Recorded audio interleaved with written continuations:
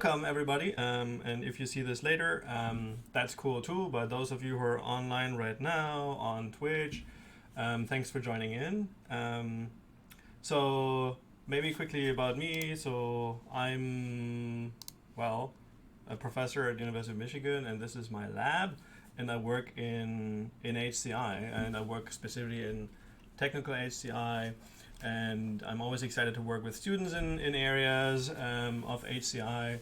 And I got a lot of requests this year. It's maybe the word is out that Michael is desperate and looking for new PhD students.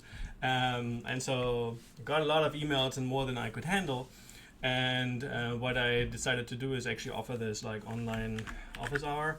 And I have never been successful in anything, including Twitter, but this one actually turned out to be probably like more than 100 people.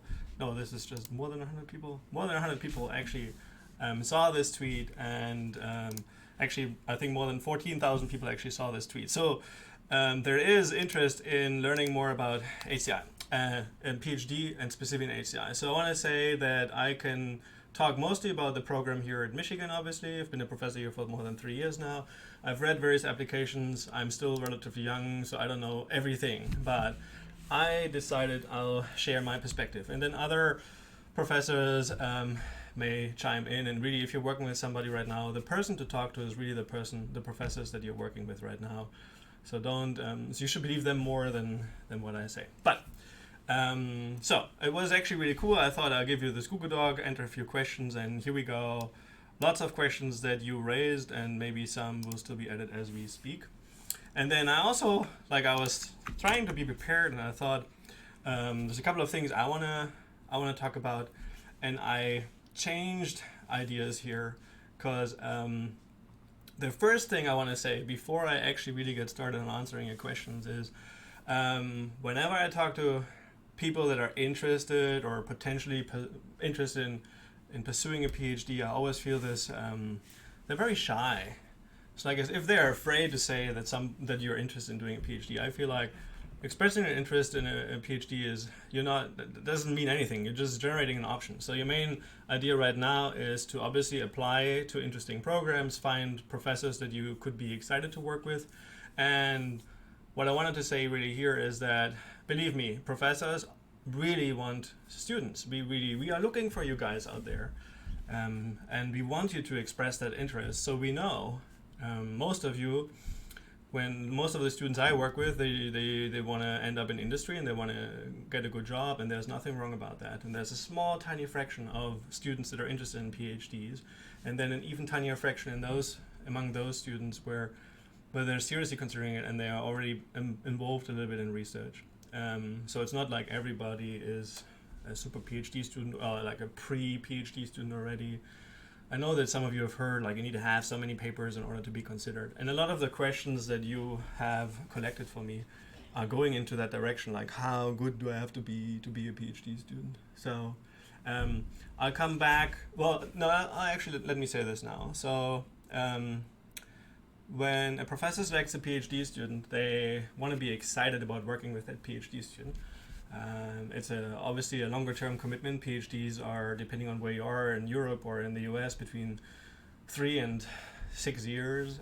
So it's definitely a long time commitment. So you want to be excited about working with that. And that goes both ways, with that student and the student with a professor. We want you to be successful. So when I assess somebody joining the program, my first concern is whether the PhD program is going to be a challenge. And it shouldn't be. It really shouldn't be. The PhD program should just guide you through it. And some of the PhD students in our program, it's definitely a tough program. It's a challenging program. It's time consuming. But the key is really how you allocate your time. And time management is really something. I feel like one of the things the PhD is really about is time management. Not so much becoming an expert in something. It's more like how you get there. So how you manage your time. And so a professor, when they evaluate you, they would look at whether they think that you could be successful navigating through that program. And then obviously you should want to be an active participant in research, will contribute new knowledge and participate in conferences. We're really excited to go to these conferences. The older professors get, the less they travel themselves, the more they send their students and ambassadors. I still go to a lot of conferences myself. I really enjoy not so much the program within the conference, but the program around the conference, so the people. And it's really like a family and community and a little bit of competition, but it's good. It's good competition. It should feel like, yay, I earned this. I made it into Chi and things like that. So professors would evaluate. I look at those things. And so before let us structure this a little bit. So I gave a general intro. I explained why I'm doing this, and part of it is really I just wanted to get through some of the general questions. And then here you have really collected a lot of questions for me. Some of them are a little bit repetitive, and you and some others already started chiming in, and you is already a PhD student, and she has some great responses here. But let me also give my feedback and my responses to your questions. We have 12 people online right now, and I should be checking in the chat. You can also add new questions, but ideally add them to the Google Doc. I may miss messages in the chat room. If something funny is happening, I'll just apologize in advance. I'm, still at work, and you never know. Maybe I forgot a meeting or something, but I think I should have 1 hour to really go through this. So let us start with some of these questions, and then at the end, I still want to reserve like maybe 10 minutes of your time when you watch this to really wrap up nicely and get some of their messages across. I started by saying that professors are excited, so you shouldn't be afraid to express an interest. That's very, very important to me. Generating an option is what it is about. You're not actually marrying into any PhD program. If you get offer letters later and all this kind of stuff, you should keep an open eye, an open mind, and figure out what's the best place for you. So, please add questions below. I will then try to sort them out into the agenda at the end. Michael didn't do his job here, but I read all the questions, so I have thought about some of them. So it's really not really a question, but would it be valuable for candidates? Yes, it would be. What are the differences of PhD programs in the US, UK, and Germany? So I think most of you guys are actually looking at US programs. I personally did my PhD in Switzerland, very well-paid PhD, but not really, ETH doesn't really have the program that you'll be looking at in a US institution. The US institution is really like a cohort, there's a program, there are courses you go together, you feel part of a class, and yes, there are differences to the masters quite a bit because you work very closely with professors on your research projects. But there's also a lot of similarities to master's programs, except the level of the class is a little bit higher. There's more reading, essentially, and more writing.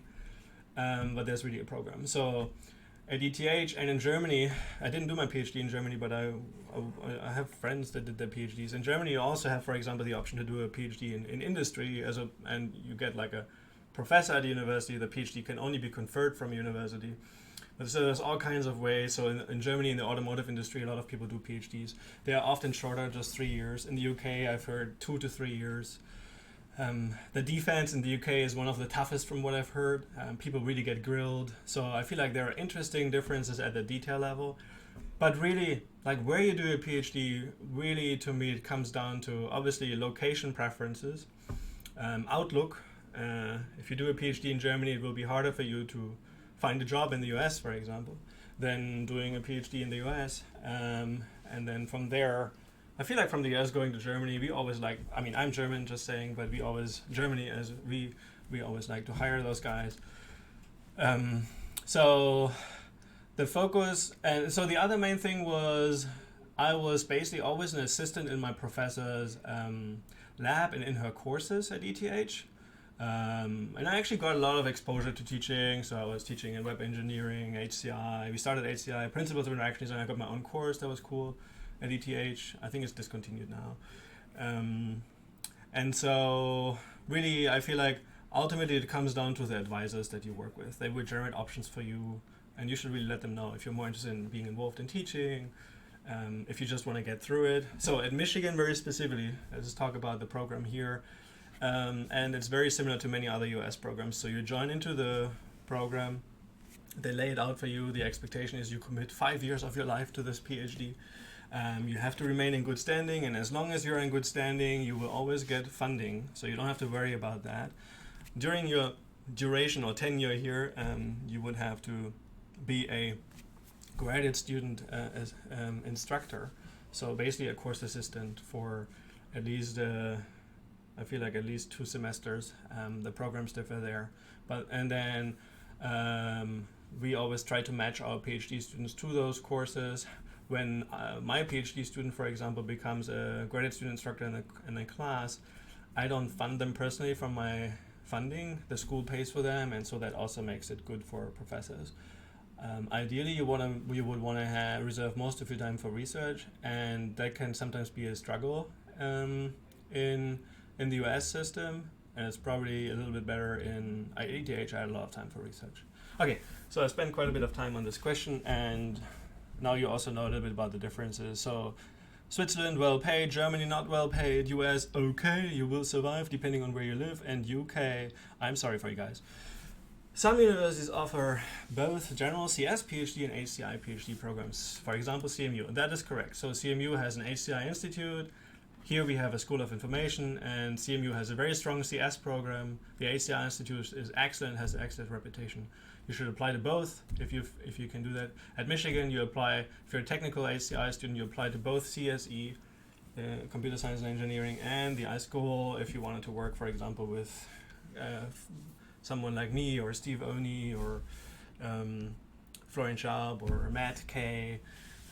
All the cool kids, right, that have been professors for 3 and a bit more years now, and are still really looking for PhD students. But we are all affiliated also in CSE. Something to consider. Many professors might have not dual appointments, but at least some kind of extra affiliation, because I would like to supervise a PhD student in CS as well. In fact, me personally, if you're interested in that, I'd like to collaborate with Alain Sample at Michigan. He's great. So he and I think a lot about similar things. He's in some ways more technical than me. I'm more to him. I'm more like the HCI guy. It's very interesting. Everything is relative. So in the CS department, I'm not super technical. In the iSchool, I'm probably one of the most technical faculty working on AR/VR.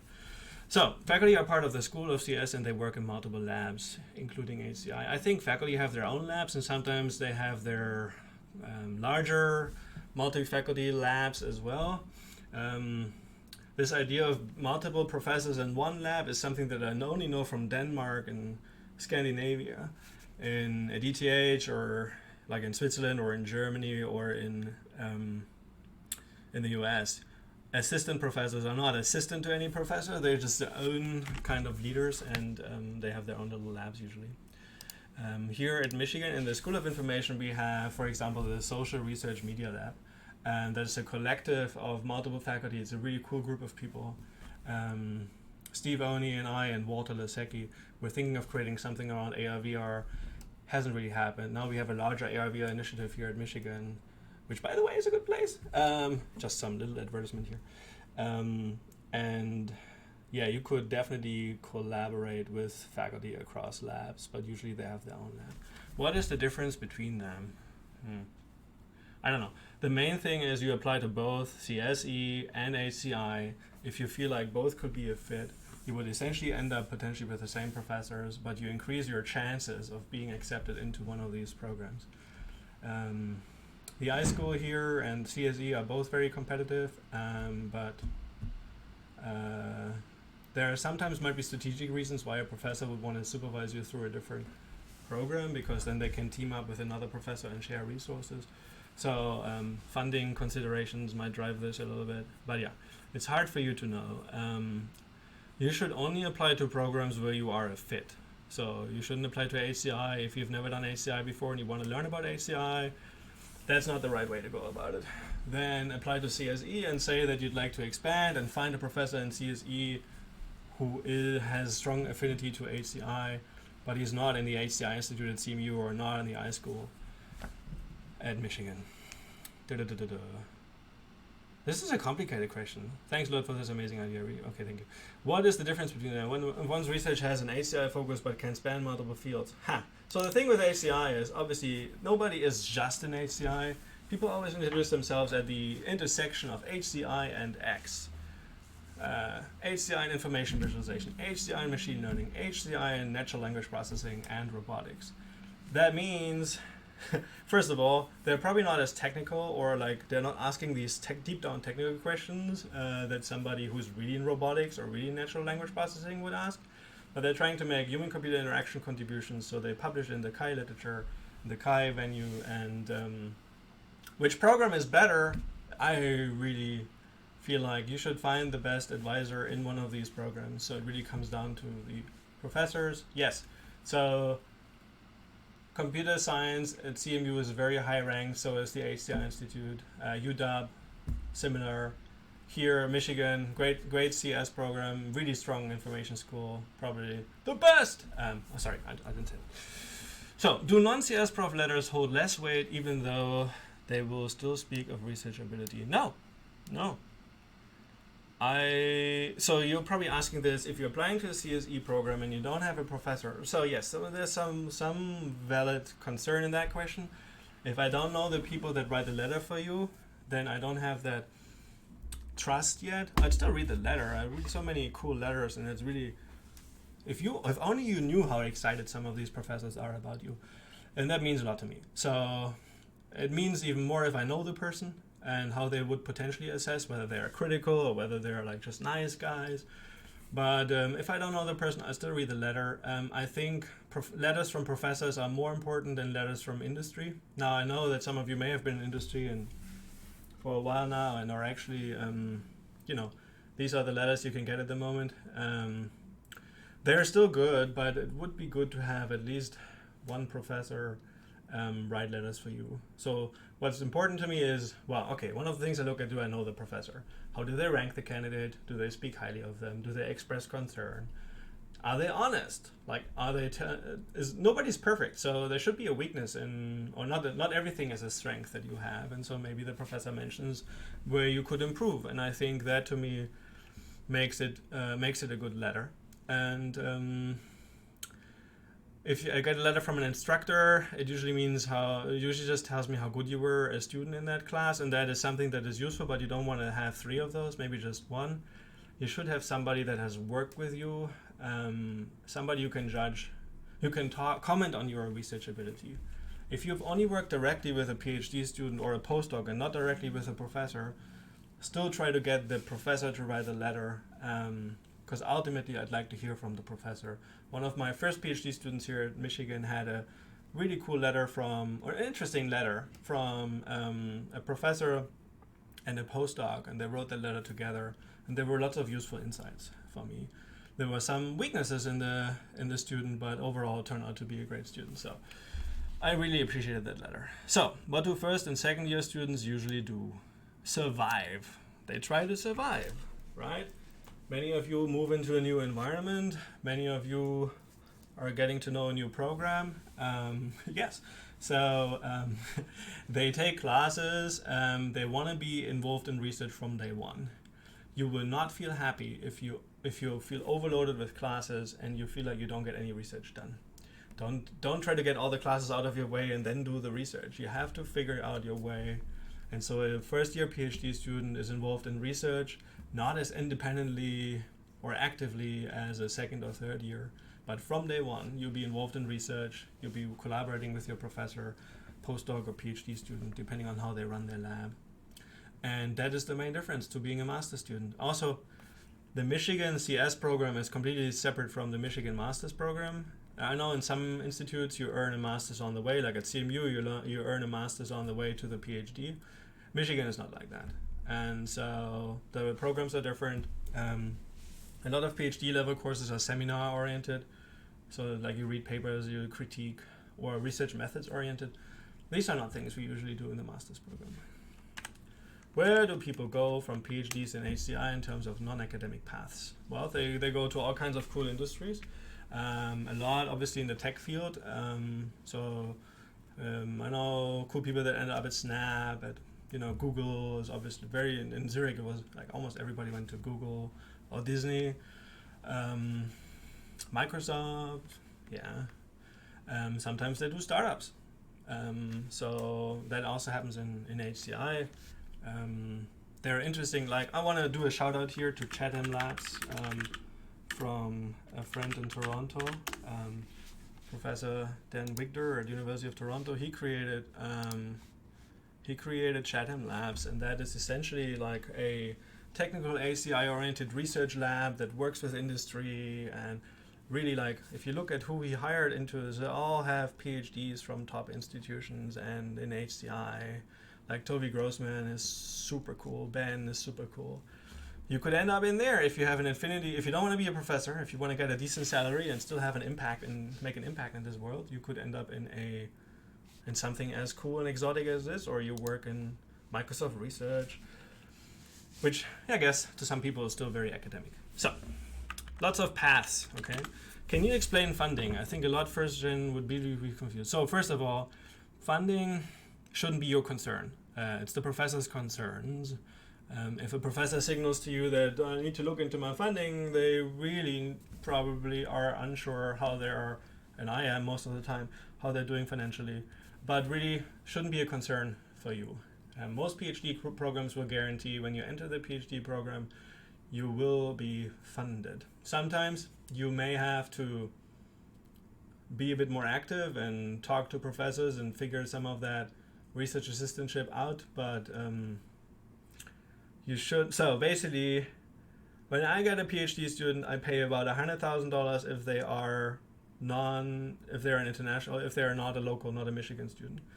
That covers their tuition and their salary. Out of the 90 to 100,000, they see 30,000, I think, 32 something, changes every year a little bit. So it's not a lot that ends up in your account. But the good thing is there's always money in your account, unless you spend it. And a big portion of tuition, and you'll be health insured. So it's actually it's quite, in some ways, quite a good job. But my message here is really funding is very complicated. It works different at different institutions. Some of the institutions are very good with funding, like Yale, for example. First year goes on the school. We'll figure it out. We are Yale. And then Michigan, that is definitely we're definitely quite a rich institution. Now it's up to the professors and making sure that I have the money to hire PhD students. So I've been saving for you guys. Okay. What if my interest changes in the middle of my PhD? That happens all the time. Don't think of it as like interest change. Think of it as evolving. If it becomes critical, if it's going far away from the PhD advisor's thing. So I actually had this case with I really like my first PhD student here at Michigan. He came in, he was excited about AR/VR. It was really cool. Took some courses, got sidetracked in some of these courses, became very interested in Bayesian statistics, and then asked me one day, Michael, are you interested in this, or should I just continue working with another professor? And it was, yeah, it's not cool when this happens, not for the student, not for the professor, but in any case, the best way to sort this out is I talk to the other professor, I talk to the PhD student, they are now working together. I work with a PhD student for the first 2 years. We had a good time. We still like each other, and interests can change, and it's just natural. In some institutions, it is unthinkable to leave a research lab. At Michigan, we actually write it into our doctoral program. At any time, you can choose a co-advisor, or you can switch advisors, and we really want to be flexible. Professors don't own you, okay? That's really important, and they need to support you. We want you to be successful. Obviously, you'd like to claim some of the credit in it, but most importantly, we want you to be successful. Do you prefer your PhD students to do research individually? Yeah, later, not in the first year. One project each student, or collaborative. I feel like I've experimented with this, and collaboration is good, but there needs to be something in it for everybody.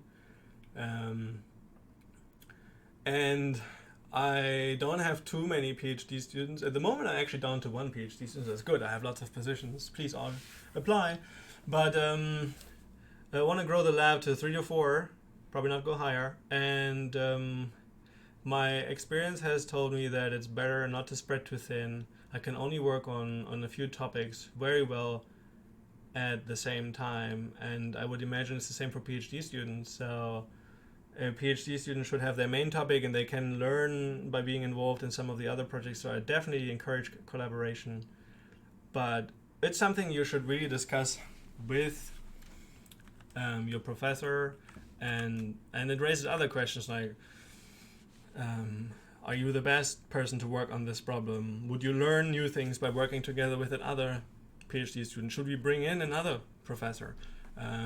All kinds of interesting questions. The answer to your question is I probably prefer PhD students to have their own idea, but I know that as a professor I always try to encourage collaboration, and I want the students to talk to each other in the lab. I want us to have a good time in the lab, and shouldn't be too much competition. In fact, when you submit a paper together and it gets destroyed, you can share that responsibility together. If every PhD student shoots at Chi for themselves and two don't get in and two get in, it's gonna be a little awkward in the group. And I mean, that's what the PhD is also about, is obviously dealing with rejection. I wouldn't say failure, but rejection. It's definitely not failure. And so collaboration can mean sharing responsibilities and can be good for everybody. Yes. No questions? Did somebody add anything at the end? No, I think we're still going. We are 30 minutes in. I'm going to drink something, and then we're going to go through the next question. This one seems interesting. If a non-CS ECE, say psychology student, wants to pursue a PhD in HCI, the best solution is to first pursue CS, ECE, HCI master or gap and be a research assistant for 1 year or more? I don't know. Again, it comes back to what I'd like to see. I'd like to see a sincere interest in research. Can be expressed through participation as a research assistant in a group. I don't want to say that I look at metrics like 1 year, 2 year, how many papers, blah blah blah. But I would like it if the master student that applies, bachelor or masters, I don't want to say just masters. In fact, I've worked with more bachelor than master students, to be honest, joining the PhD. Gap and all kind, I don't know. I just want you to be interested, and you should be sure yourself that you can find the motivation to work on a topic and to do research for as long amount of time, like more than 3 years usually. And I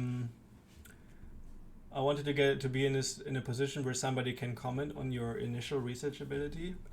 A master thesis is great, but a master thesis can also be like, what if you end up in a topic that you don't like so much and you don't do so well, and should that now determine the entire fate? I don't know. I want to see experiences. They don't have to be just plain research experiences. They can be like working in, we have this really cool program here, multidisciplinary design program, where students work with industry partners, but they still work with clients. They need to come up with ideas, express leadership, project management. Those are all skills that I value. Communication is very important. So I feel like if you have written 4 Chi papers, that's probably impressive, but I would also be surprised, and it's definitely not the norm. So, looking at postdoc assistant professor job offers, all I see is HCI plus X positions with X from the domain of human AI. That is probably right now it's probably a popular one. How important is knowledge of machine learning for a PhD in HCI in general, and to you specifically? To me specifically, I don't care. I'd be excited to learn more about machine learning. I'm not really good at it. I've always been very skeptical of all the interfaces that people try to generate using computers. I've always been a fan of mixed initiative, system and user working together, of clever design techniques rather than tricky algorithms. But other professors definitely value more. They really need somebody who's very familiar with machine learning. So, to speak for the field of HCI, I don't know. I mean, obviously, it's like one of those techniques out there. And if you zoom out, it's a method. And if you're good at interviews, that's good for some professors. And if you're good at machine learning, that's good for others. I don't know. To me personally, it's not that important. I would be excited to work with somebody who's good at machine learning because I might learn more about it that way. But that's it. Circumstances for should and should not do a PhD. I'm on the fence. Yeah, I understand. It's a long-term commitment, discouragement from industry. Well, yeah, I mean, in what sense? I mean, they won't give you a much higher salary initially, but ultimately your career perspectives might be better. It really depends. Again, I don't see a future for myself in academia due to how removed even applied HCI research is to the real world. Really? Okay. You work for Apple or something? Because Apple never goes to Kai. But okay. I'm sad that you think about it that way. I can see why. It's because industry doesn't admit that they get most of their ideas from research. They sell you the iPhone, and they think they came up with it, and you believe them. But in fact, the research was done in the 80s in Toronto, or by Untitled Chapter in Japan, in Tokyo. Sony at the time. So, yeah, I do think that we have always had discussions around among HCI faculty and in the Kai conference. The fact that you don't see that our research has contributed to some of the most amazing products out there is probably actually why HCI is so cool. But yeah. Okay, coming back to your question. I want to be a lead scientist that eventually becomes COO or CTO. Should I still get a PhD? I don't know. The problem with your specific situation is a PhD, I don't know how old you are right now, but a PhD is obviously, as you have said, clearly a longer term commitment. The older you get, the more you want to think about family and those kinds of things. That means you will be less willing to take risks, and creating a startup or leading a CEO or like in a position of a CEO or COO or CTO. I don't know if that's what you want. I think you can skip the PhD. The PhD would teach you how to do time management, which could be very valuable. Deal with rejection, which could be very valuable. Be an expert in something, but that is usually not the most important thing. It's more important that you can articulate how you think about things. That will probably get you into those positions. But maybe you get there right away. I don't know who you are or what your strengths are, but you don't have to do a PhD to become a CTO. So, what is the effect of poor undergraduate grades on a person's application if they have significant research to show? First of all, I don't care about grades too much. My grades were probably, except for the later, I was a little pro gamer at the time, so, Quake and stuff and StarCraft. My grades suffered, first girlfriend, right in the most important times of my life. So my grades suffered and I still recovered and I'm still a professor here, so grades don't really matter so much. I did have some good grades, so I'm not completely off. But so when I look at an application, first of all, I'm really happy that we removed the GRE, at least in the iSchool at Michigan. I think other schools as well. MIT also removed it, some other universities. So GRE is not the most important thing. I think GRE is actually a really bad measure of success. The grades, there might have been perfectly acceptable reasons why the grades were poor. And that may include that the professor was not a good professor or that the course was not a good match for you. And, well, my worst grades were in research ethics at ETH. I was taking PhD level courses and my research ethics were pretty bad, although I think I'm quite okay when it comes to research ethics. But I skipped animal ethics. And for some reason, the professor decided to make all the exam about animal ethics. And as a computer scientist, I was thinking animal ethics don't apply to me. So, didn't kill me, but so I feel like most professors, there are some professors in computer science, when they, here in CSE, I can see that in the discussions, they really look at the GRE, they look at which percentile you're in, your grades are in, and they argue this is still happening. So, to me personally, and to the school here explicitly ask us to holistically evaluate applications, and if somebody has research to show, that to me is a win. Whether your grades suck, maybe you did more research and sacrificed some of the grades. I would really want you to be my PhD student. Kidding. Or maybe not. So there was some truth to it. So, how are we doing on time? You still there? If 15 people still there, solid here, hanging through with me. That is great. We still have a few questions. I'm going to do a quick sound check. We still do. Yes. Okay. It's always funny to hear your own accent, which in my case is obviously weird, but yes. Does working for 1 or 2 years in a regular software job after undergraduate studies look bad on a PhD application? No! It looks like experience on a PhD application, and everything that looks like experience is valued. So show it, make sure that I see it. Not bad. So this is a long one. I'm an international student who did my undergraduate studies outside the US. I have multiple publications in Chi and WIS. So these are top HCI conferences, so it would be very appealing to me. That would be cool. However, I was rejected by HCI PhD programs, CMU and MIT. Well, screw you guys. When I applied last year. Well, that is sad, but it's part of the experience, unfortunately. But in any case, in contrast, I noticed that students who did their undergraduate in the US with famous HCI professors like myself, no, you didn't say that, are more likely to be accepted to these prestigious programs. That is probably true. Yeah, it is a cultural thing. I don't know where you are from. You said you're outside the US. People inside the US value CS undergraduate and graduate degrees more. It is discrimination in some sense, and I can just say that our school, again, holistic evaluation, we really want to recruit specifically from minorities. In some senses, actually, you can never get diversity, equity, and inclusion right, because now we really focus on minorities, but I think we should, and so your chances should probably be better. The most important thing is you have research experience. You don't know what the letter said about yourself.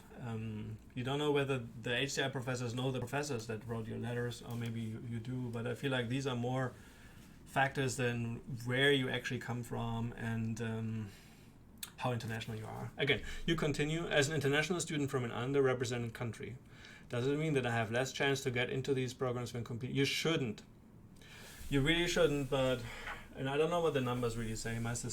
I suspect, though, that, again, there is some bias towards some of the top US institutions.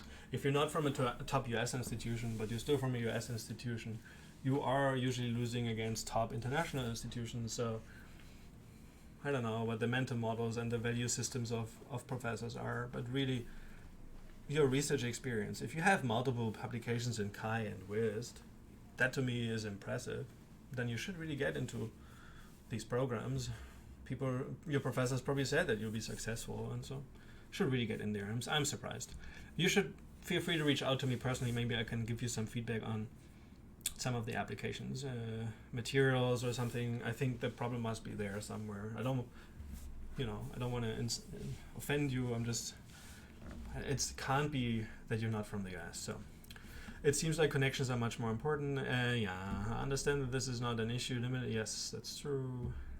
Anyway, I wanted to be considered, so send me your stuff, and I'll give you some feedback to help you be more successful, hopefully, in the institutions of your choice. CMU is a great HCI program. MIT is a cute HCI program, but it's a really cool set of people. I was just there last week. That was fun. So, I want to echo the question just above mine. I'm applying to this year with a psychology major and CS minor to a few PhD programs in HCI too. My undergrad is in the US. However, my school is a small state university, and I don't have academic connections to anyone in bigger unit. I did my best to submit a few posters to conferences, but I haven't had any publication. I wonder what the admission panel HCI program. So, you need to talk about your experience. If you worked on posters, you've been participating in some research. The actual publication, I don't care as much. I want to see in your statement that you have worked towards something with a professor. I want that professor to then comment on your ability. And somebody with a psychology major and a CS minor would be a great addition to our program here in the iSchool. I cannot talk about CS. I feel like in a CS program, people might feel less inclined, but I feel like you should have a really good chance of getting into. And yeah, there is some bias towards non-top institutions, but yeah, it's hard. It's not just like, I feel like stress your experiences.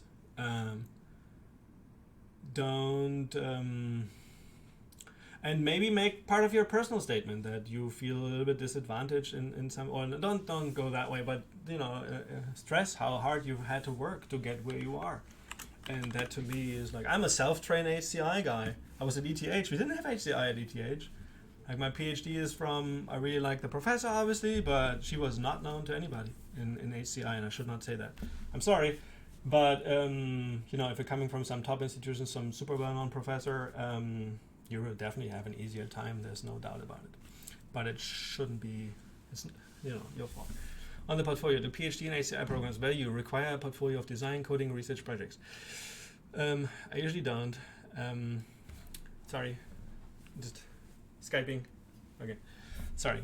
There was somebody who wanted to meet me. Can you imagine? On the portfolio, do PhD HCI programs value require a portfolio?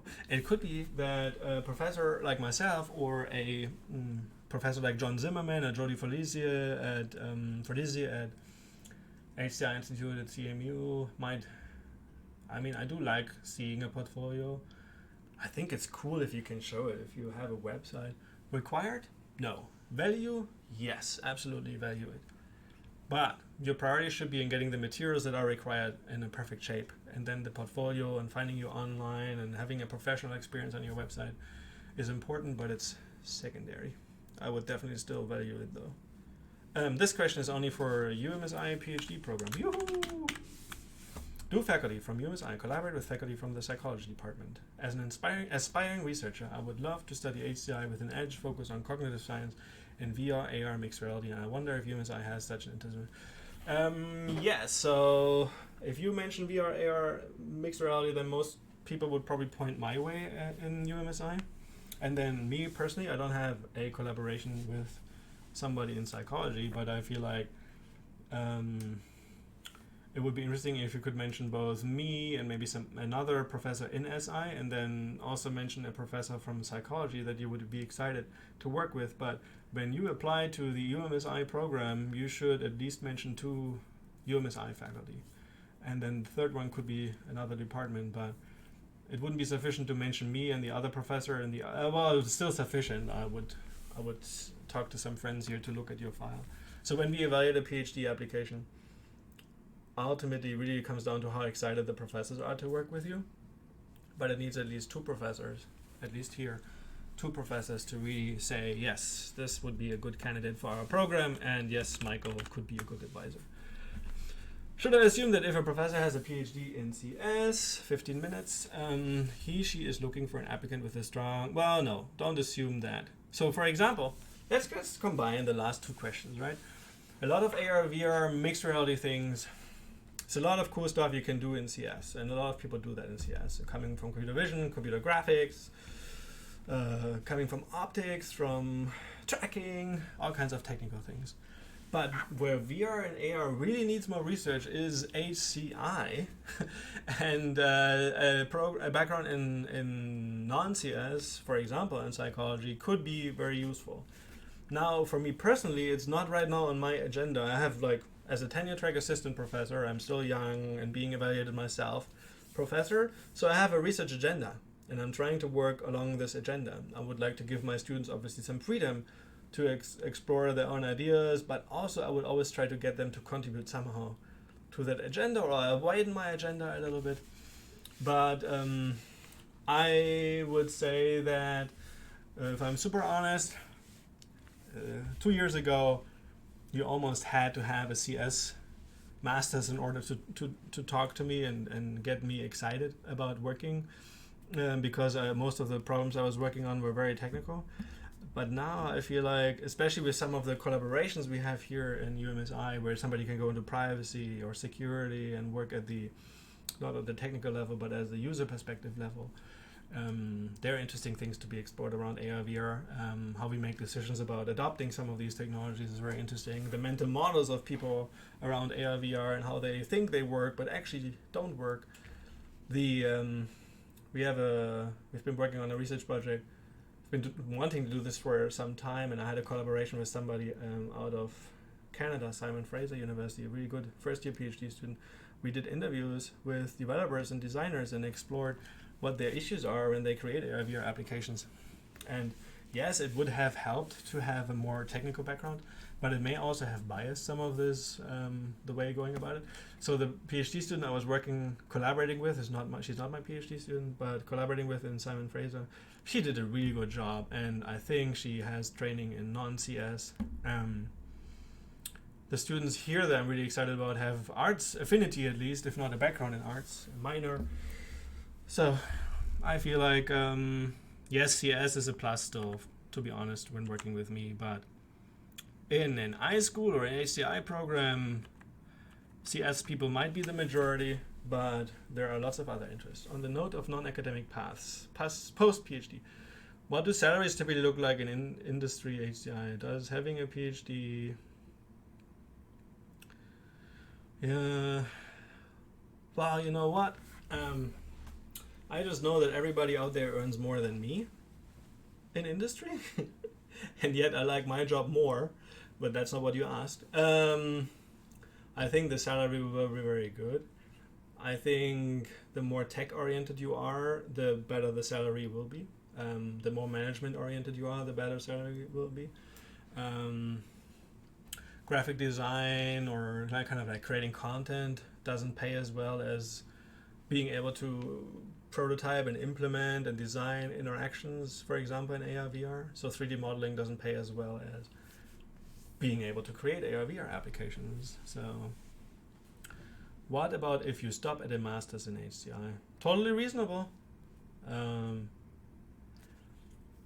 don't think of the PhD as a climbing the ladder in a company. I think a PhD is I want to have some time to really explore something and learn something that I find interesting and not the company finds interesting.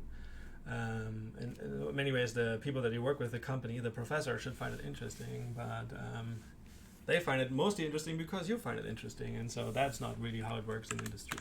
So, could you share some advice on how to find prospective supervisors and when? Yes, so I mean, you should already be in touch, and I will just go through, well, it depends really where you want to go, but for example, in going through a conference that you think if you know HCI, then you know Kai.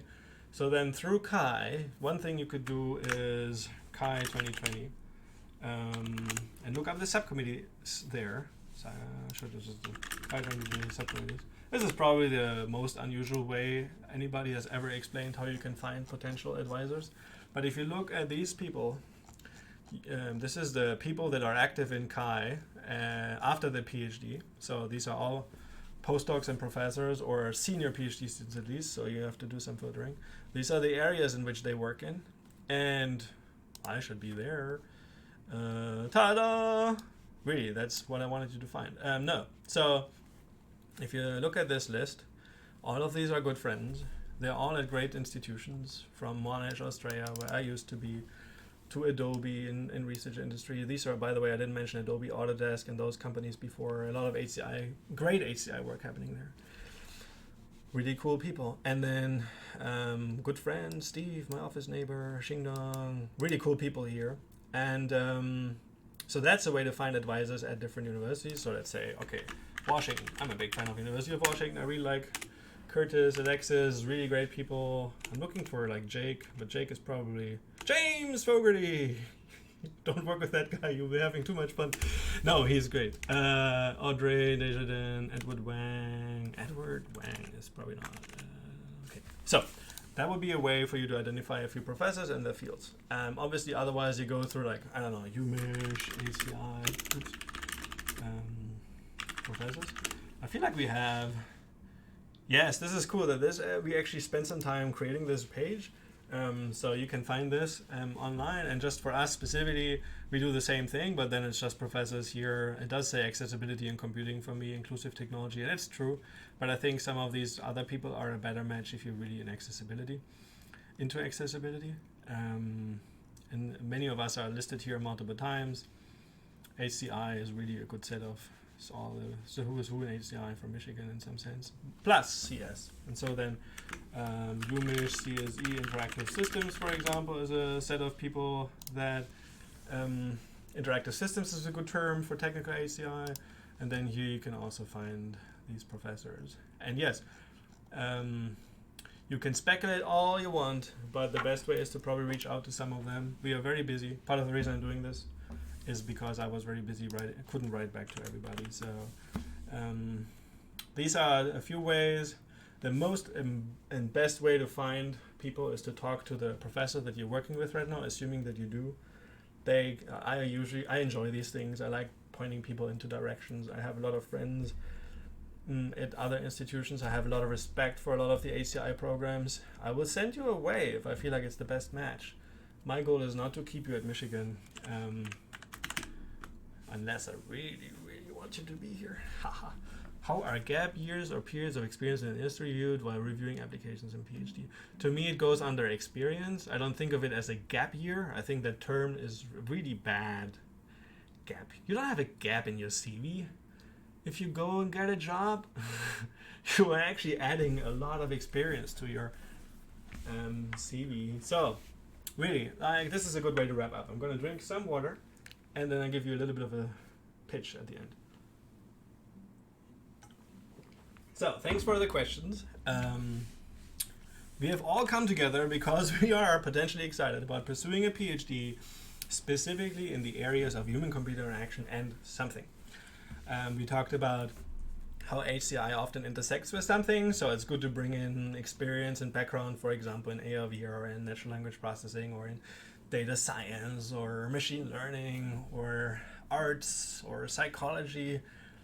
Or economics or library sciences. We have all that in an iSchool, and a lot of people that are non-technical do great research. We're going to get one last question here. I'm going to wait for this to be typed, so take your time. I go back to my little thing down here. So so there are obviously top institutions. Where can I find PhD programs in HCI? You can ask that on Google. Somebody will give you, on Quora, will give you an answer whether UW is better than CMU, is better than Michigan, and how MIT and Stanford fits into this whole picture. To me, it comes down to finding the right professors, not the programs. I don't see a big program difference between these. It's really who you work with that really defines you as a PhD student. So you need to really find the people and the area. So my way of going, for example, to Kai and looking this way, so somebody I really admire is Katarina Reinig. Katarina, she's probably not active, okay, this year. Oops, she's not active this year because she's active in WIS, but she would be at UW, so you should find her. She's doing great stuff. Jake Robrock, James Fogarty, I was kidding earlier, he's great. More like on the machine learning, HCI, accessibility, personal informatics. Really, basically everything is covered. So MIT has 4 people, and they have an amazing breadth that they cover from web engineering and automation to crowdsourcing to information visualization to fabrication with Stephanie Müller, to maybe a little bit of AR/VR in the future. I don't know yet. Really good HCI systems work from Rob Miller and David Karger. 4 people. And it's an amazing program as well. And again, fit, right? Presumably everybody applies to Stanford and MIT, so don't just apply to those 2, apply to more to generate options. So we covered a lot of ground. I'm going back to my little thingy question. What's the main thing you learned doing PhD? Yes, survival of the fittest in some way, dealing with criticism, dealing with rejection, getting up again after your paper was destroyed and finding new motivation to resubmit. In many ways, it makes you a stronger person. And I don't want to sound too cynical, but this is what the experience is about. It's a learning experience. A lot of people learn by doing. For example, I learned by doing. I was pushed between 2 disciplines to finally end up in HCI. A lot of other people have great advisors who actually send them what they think is the right path. You find a passion, hopefully, for something. You find something you care about. You get a degree from a good institution. You can call yourself a doctor. That is worth something to some people. But the primary motivation is probably personal growth and having flexibility to spend on a topic and having a good time, hopefully. I really enjoyed my PhD, and I really enjoy being a professor, and you cannot say this about every job. There will be tough times, ups and downs, so I feel like you learn how to deal with that. You learn how to ask for help. Yes, so these are all things that you learn in a PhD. Yes, you can call yourself an expert in something, and maybe you'll get a good, a decent job later and a good salary. But I think most of us are idealists that really want to make some kind of impact, have an impact on a topic that is important to, well, society often. To me, AR/VR is obviously fascinating because it's technically interesting how to really design those things properly, and how do you empower more people to design this, to be active participants in design. How do you co-design? How do you enable participator design? Yeah, I find all that exciting. But you get an intuition. You learn how to assess a research idea. You can make your own. You can come up with your own creative research ideas towards the end of the PhD. In fact, you'll become an independent researcher. And I think that is, if you walk out of the PhD program and you've done a few good papers, and now you can come up with the next good paper about an interesting topic, and maybe you can even change the research areas to some degree, then I feel like you'll always be happy. Yeah, you'll always be happy. So a PhD is finding your way to happiness. That's how I want to end. I want us to be positive. Okay, so how does the application process work? So I thought one last thing I'd talk about. When an application comes in, I try to assess the fit. Like, is this random email application, or is this somebody who really knows what I'm working on? So this is important.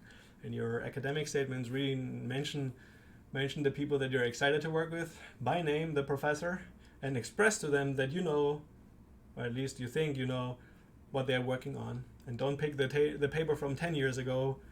Pick the paper from this year or last year to express fit and match between the two of you. Fit is one thing that I says, whether you can write something, whether you are motivated, whether you can get excited about a topic and work on it. Some of it I can read through the letter, but most of it is probably through the letters of recommendation. I usually don't even look at your courses and your grades. I really am focused on the statements and on your motivation, who you've worked with, not so much where they are, but who they are, and what fields they work in, and whether they could, what they say about you is very important to me. And in fact, I reach out, even when people write a letter, I sometimes still reach out and ask the professors, hey, what do you really think? So we do talk to each other as well. Yes. What's the main thing you learned doing a PhD? I covered that. So I really, it's cool that you guys are thinking about it. I hope this was useful. I think you can get the standard program stuff by just looking up the PhD program. So like here, UMSI, we have an interest list. Apparently we have a program overview. You can learn more how funding works, why choose. So a lot of these really professional websites that try to, explain to people what they are getting themselves into. The best way to find out whether a PhD is for you or not is to be involved in research, to work with a professor or two, learn about the things that you like, learn about the things that you hate so you can avoid them, and then expand it into a PhD. Before I started my PhD at ETH, I joined them for a 3-month internship. That was very important for me, and it was potentially life-changing in some ways, right? So please, I apologize if I do not answer any more emails directly. I'm just still overwhelmed a little bit. I will refer to this online office hour. I hope you got a little bit of a sense of what I value, and potentially other people value as well, and other institutions, and how they assess letters and materials, what's important in these materials. Grades is not the most important. So I hope you enjoy writing the materials. I hope you get support writing these materials. Because if you don't, then do reach out. I am happy, at least a few people here I feel like I would really like to talk to personally and get you give you a good sense and perspective and direction with some of these materials. So I'll end here. This was an intense 1 hour. I hope it was useful, and I'll see you guys. Thanks for joining in. Bye bye.